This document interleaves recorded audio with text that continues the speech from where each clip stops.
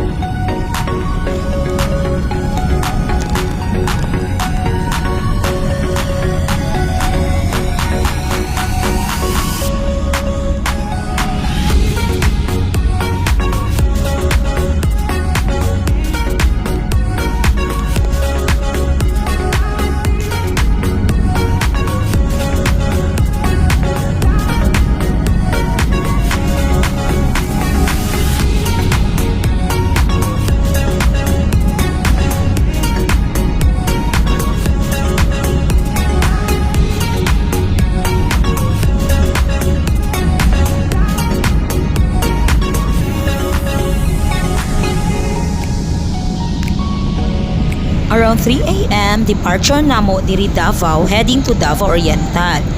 Plano jud namo na atuan ang langka ug mangita mi og nice ug of course affordable ra na beach resort.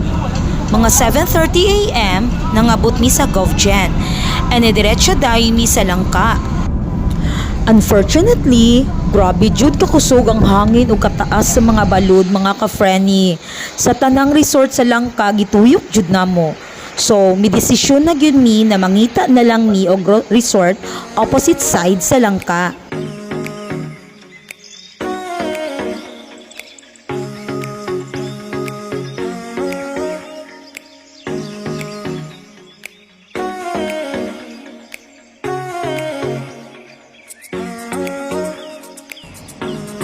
And finally, sa 30 minutes na nagtuyok-tuyok mi, nakaagiyod mi diri sa baybay ni Apay.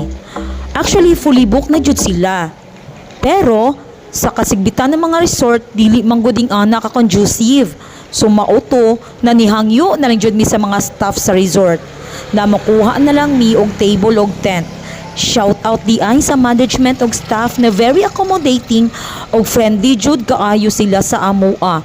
Og gi-secure jud nila na komportable jud mi sa lugar. Salamat kaayo, bye-bye ni Apay. Palang namo sa lugar, giganahan nako.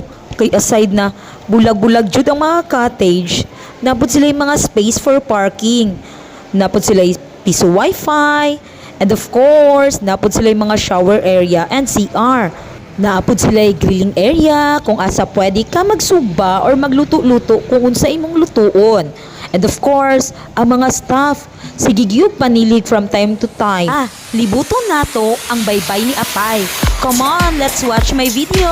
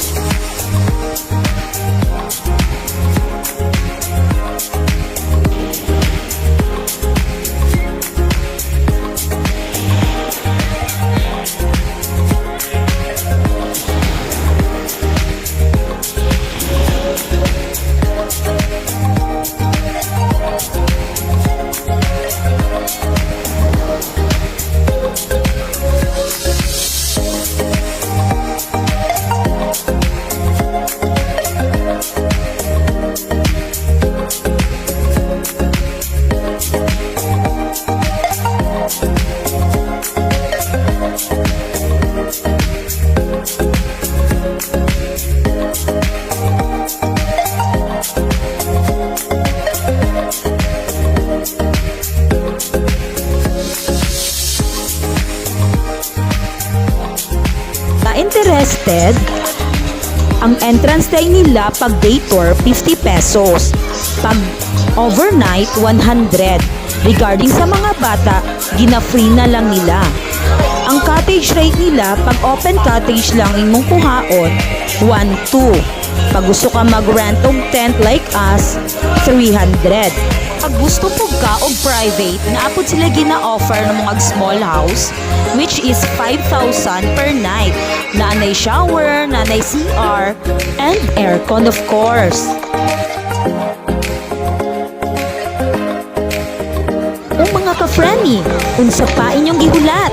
Tara na, bisitahon nato ang Thank you for watching mga ka-friendly!